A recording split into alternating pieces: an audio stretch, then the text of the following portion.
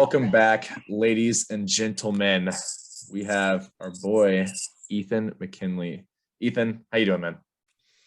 Doing great. How are you doing, Christian?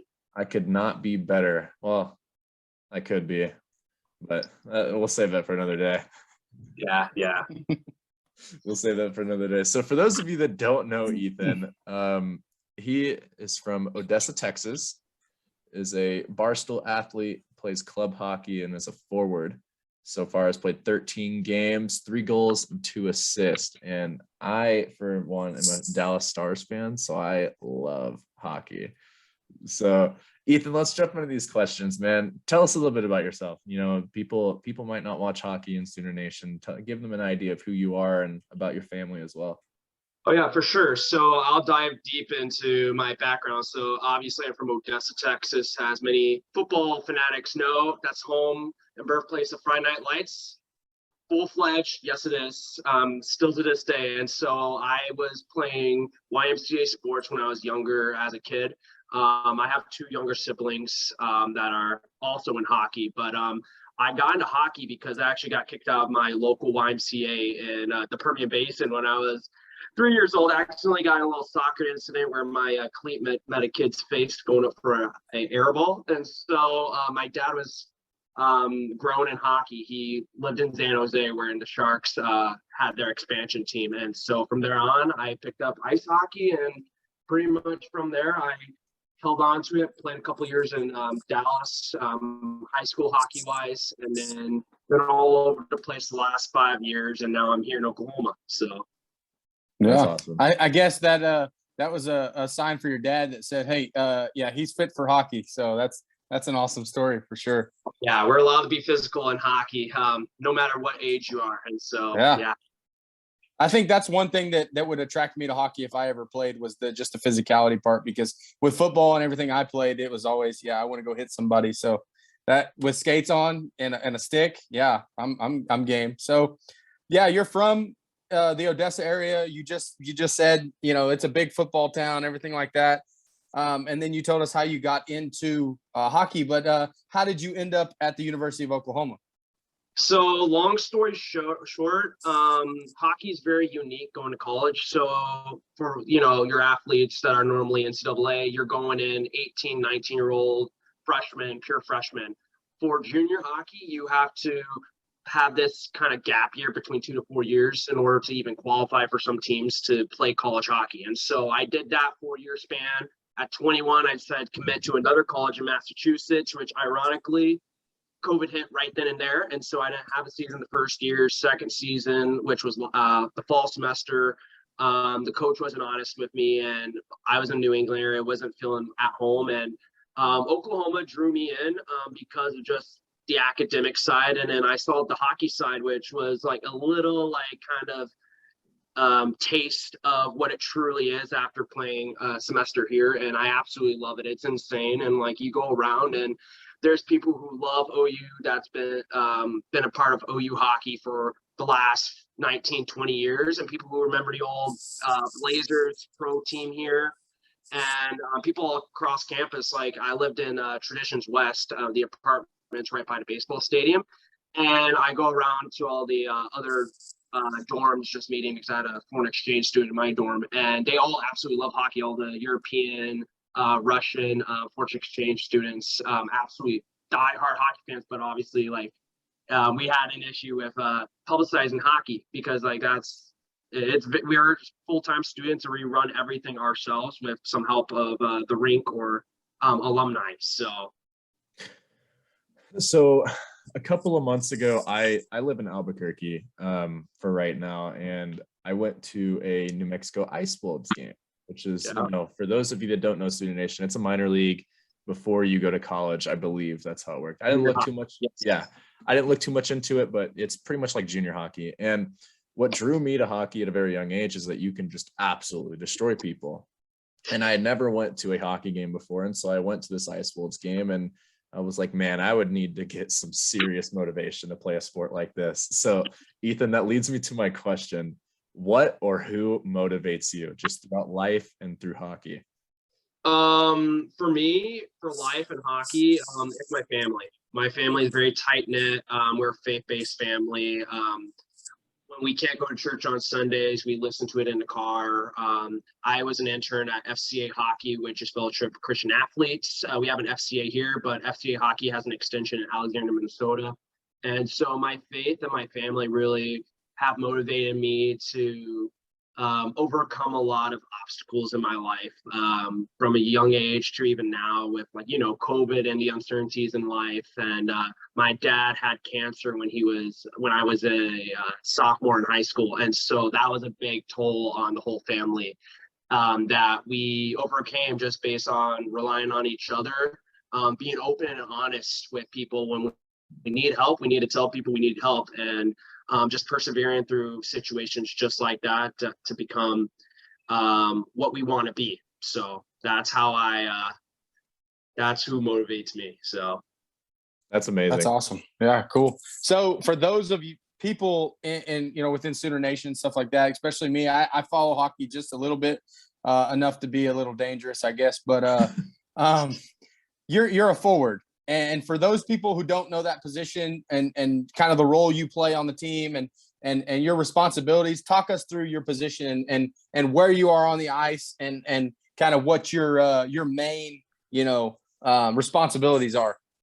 Yeah, so a forward, their job is to score, and provide reliability, be reliable offensively and defensively. You don't want to be a liability, whether if it's you don't make a hit or you don't block a shot. And so for me, I'm more of a playmaker / utility guy. Like this year I came in, I was on around the third, fourth line, kind of like playing small minutes, but obviously trying to gain momentum in these little spurts, which hockey shifts are 30 to 45 seconds long. And you can do a lot in that or not a lot. And so for me, I took advantage of that. And at certain points of the season, I bounced up and down, and I just want to provide that reliability of making sure my plus minus is even, make sure I'm not on the ice against any goals, and be on the ice for as many as possible. And so that's my role playing here, and my identity in hockey as a hockey player playing forward right there. So yeah. So in order to be a forward and play hockey, you have to have a location to play. Tell us about, you know, what happened with your former location and where y'all at now? Yeah, so OU hockey for the last 19 years has played through the Blazers Ice Center, and they've been very reliable, very great. And you just mentioned New Mexico Ice Wolves, which in the same league, a team from Wichita Falls relocated, now are going to be called the Oklahoma Warriors. They relocated to the rink that we played in last season, and pretty much based off the ownership group, they decided that it was for the best interest to have them play in Blazers and have us move up with the other two colleges, OSU and UCO, at Arctic. And so 3 college teams in one barn, which will cause a couple of rivalries, and that's a whole different story too. But so pretty much the situation with us with the rink is we're practicing there. We're still very much there. I work at Blazers too. And so I've been in the middle of, obviously hockey is a very easy yet complex sport. And so just navigating that and making sure, like, the purpose for us to play college hockey here is, in a sense, we're the big dogs hockey wise. There's no one professional wise besides the Tulsa Oilers that are 2 hours northeast of here. And then of course, Dallas Stars 2 hours south. And so we provide that big brother type of, this is what you can be. This is what hockey is. This is the big up and coming. And same with the NA team coming in with the Warriors. They're providing that platform to either jump to where we are in ACHA club hockey, or to play NCAA Division I and pros. And we have a handful of our guys who play pros overseas and lower divisions of professional hockey here in the States. And so hockey is this road that we're trying to navigate. And for me, I want everyone to be here. I want everyone to play. I would love a rink in Norman. And I'm planning on trying to be one of the pieces that helps bring that. Good. That's awesome. That's great. So that's actually a great segue into my next question is, you know, what is some of the best advice that you've gotten either from a coach or a mentor throughout, you know, your playing career or even just life? Like, what's your kind of I don't know if you have a quote or coin phrase or just some advice that you've gotten that's kind of stuck with you. My dad. So hockey-wise, I have a nickname I always go by. I was actually given it when I used to play summer hockey in Minnesota, and it was Easy. And I made skating look easy, but as time went by, I'm a very easygoing personality, very easy to talk with, get along with. Not very confrontational, but like when I am, I'm very very empathetic about it. And so with that, my dad always notices me like always working too hard or overworking myself. And I still do it to this day. And I always remember his quote, "Work smarter, not harder." And that's really driven my mind to focus on the things I can control. And then the things I can't, that's where you bring in other people. That's where you ask questions. That's where in a sense, you just got to walk away from it and take a breath. And so between that and my mom always, she always has those phrases with that, like, little two-liners just playing around. And so that's one of the main quotes that stuck with me. Coaching wise, it's always the same: shoot, score, rebound. Like, there's the normal hockey things that get me fired up when we're playing. And so speaking of coaching, right? Breaking news, so to speak. We just returned the most winningest head coach in hockey history for OU, I believe. What is your initial reaction to having him back? Extremely, extremely excited. So before I came here, I remember Peter very well, our new head coach. He was an old semi-pro player that played for the Blazers. And when they reinstated from the CHL to the AHL, which is a league higher, he decided to help out OU hockey and become a powerhouse back in 2011 to 2018 time era. And then he stepped aside for a quick second. Obviously from there on, we hit COVID, and last year wasn't our best year. Which it wasn't like the group in the locker room was really nice, really motivated, really. There was a lot of issues just internally with just like accountability and like, one little thing you do wrong in hockey exposes the whole group. And so, so with Peter coming in, he is a very rough coach, which is what we need, some tough love. And of course, his record shows he brought a team to the Frozen Four equivalent of our nationals multiple times. And at one point we were ranked second in the nation in ACHA Division I hockey. And so hopefully we get to that level sooner rather than later. And so I'm very excited to have him. Yeah. So here's a question too, that it more so for me is, like, talk us through a typical season, like hockey season. Is there like a conference schedule? Do you guys play non-conference? How many games do y'all play within like a season? Kind of break that down for us. Yeah, so we play around 32 to 34 games, give or take, in a regular season, and then playoffs are nationals. So it's kind of like a March Madness style bracket where you just first place 16th and then so on. So we play a lot of conference games. So we're in the WCHL, so that's the Western Collegiate Hockey League. And so it's with us, OSU, UNLV, ASU, both Colorado and Colorado State, and Utah University. And I'm probably missing a couple right there. But besides that, we play 4 games against those teams each at least. And then we play a couple of out-of-conference games. We have a big showcase coming into, Arctic soon, with a bunch of big name colleges coming in, as well as we're playing OSU for a Bedlam game this coming up season. And so OSU just got a new ACHA D2 program. And so it's pretty much just a showcase game of how Oklahoma hockey is and the draw that we can bring with ice hockey, because we see it in all the other sports between the women's and the men's, football, basketball, softball, baseball. We would love to bring that with hockey. So yeah. And what about like travel arrangements, stuff like that? How do you guys get from game to game when you're on the road, stuff like that? Does the university, help that, or do you guys have to raise money for that, or how does that work with hockey?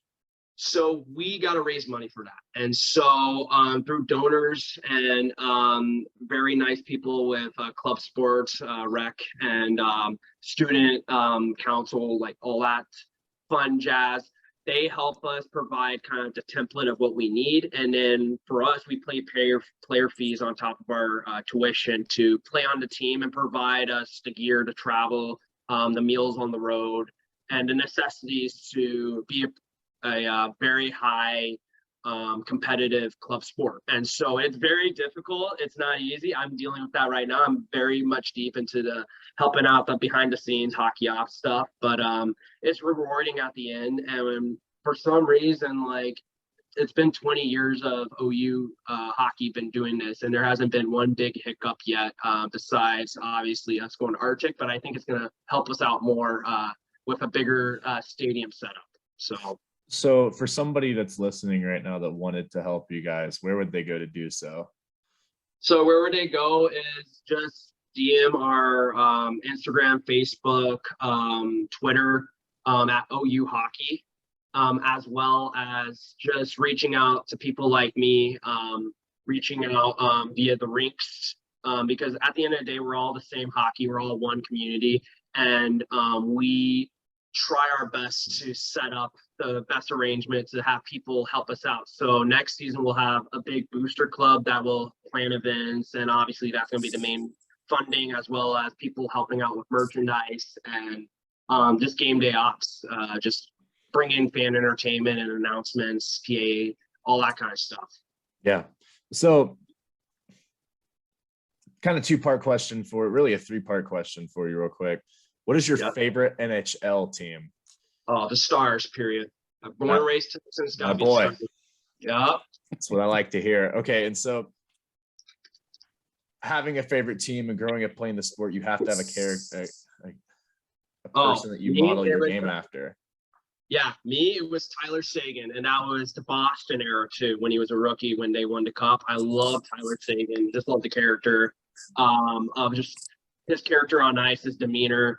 Even now, with him being on the Stars, I was so happy. I remember at 4th of July, when they announced him traded to Dallas, and my mom was going crazy. Like, I was going crazy. My mom's like, "What are you doing?" And I'm like, "Tyler Seguin's a Dallas Star. We need to get a jersey right now," which I have a jersey in my closet right now, along with 20 others of just hockey teams I played for or players I admire, and Seguin's one of them for sure. Yeah, and so awesome. The championship, Stanley just ended. What is your initial reaction to? Because there was a three-peat, there was a lot of stuff that could have happened, and so what was your initial reaction?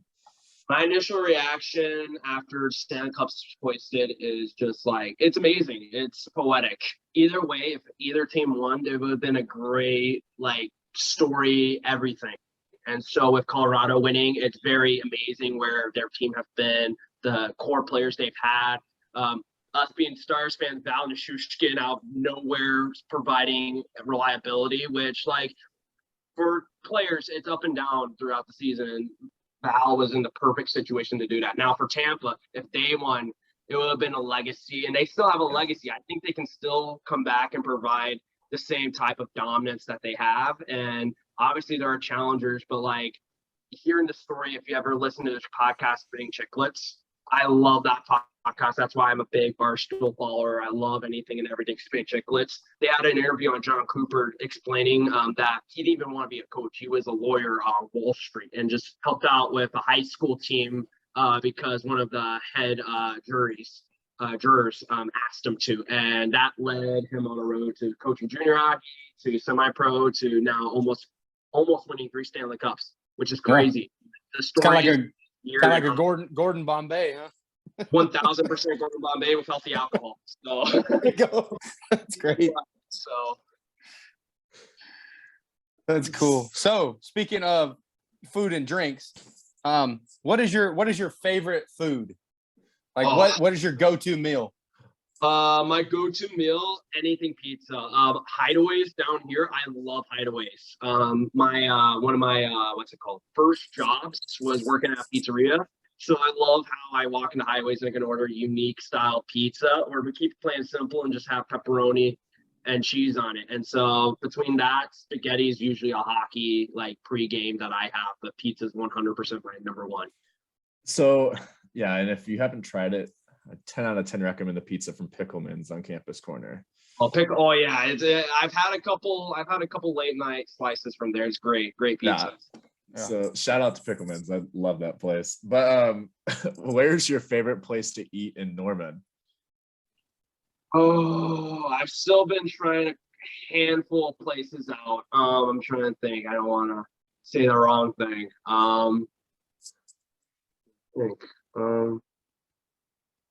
Because I want to keep it Campus Corner, but I've honestly haven't had a lot of food in Campus Corner. Hey, bring it to us. We've had a different variety of people saying stuff, so you're not going to offend anybody. Oh yeah, no. Well, I'll say this: being away from the South for 5+ years, I love Whataburger.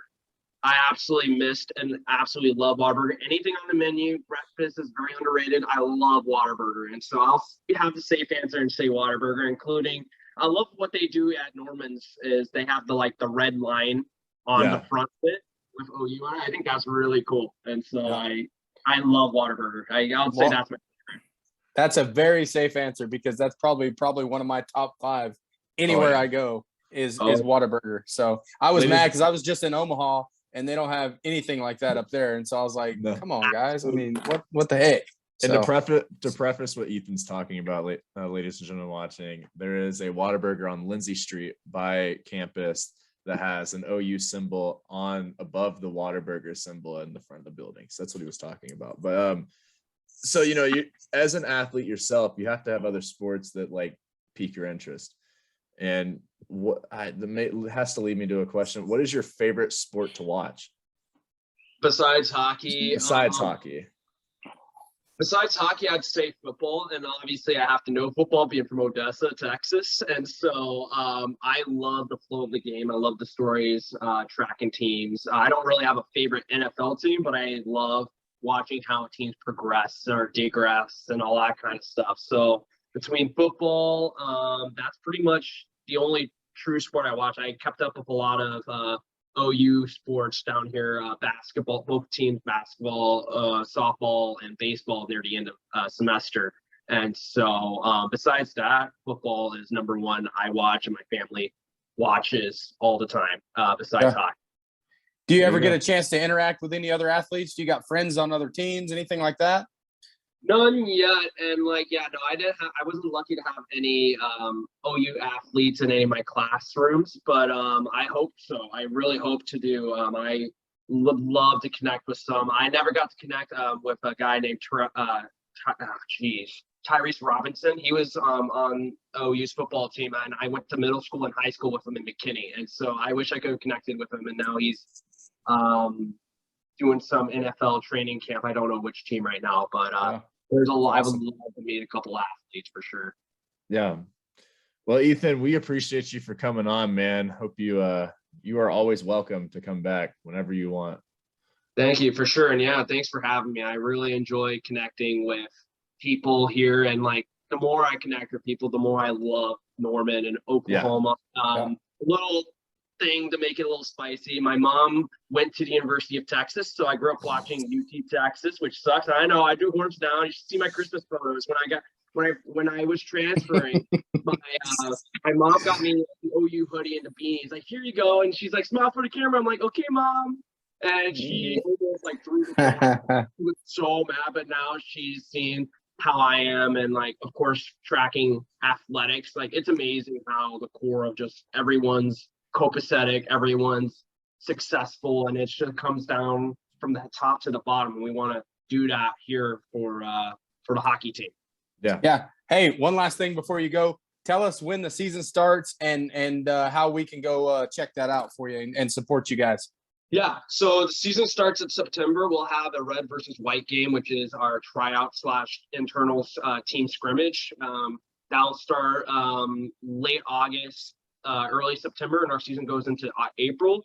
If you go to OU Hockey on any of our social media or our website at ouhockey.net, we'll have our game schedule, tickets, which the schedule's not out yet, but if you're older, please, all the tickets, everything merchandise wise goes towards all of our travel and everything. And we're in the coming days to have OU licensing approve the sale of our game jerseys.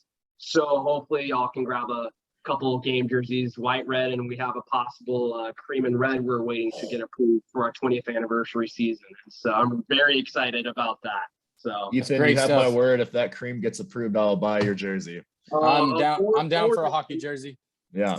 I actually got off the phone with the jersey company today. I'm like, are you sure you understand how popular cream and red is? You better have enough cream for us. It better not be like 300 jerseys. It better be a couple thousand prepared. So yeah. We hope that happens. So Ethan, again, we appreciate you for coming on, man, and you are always welcome.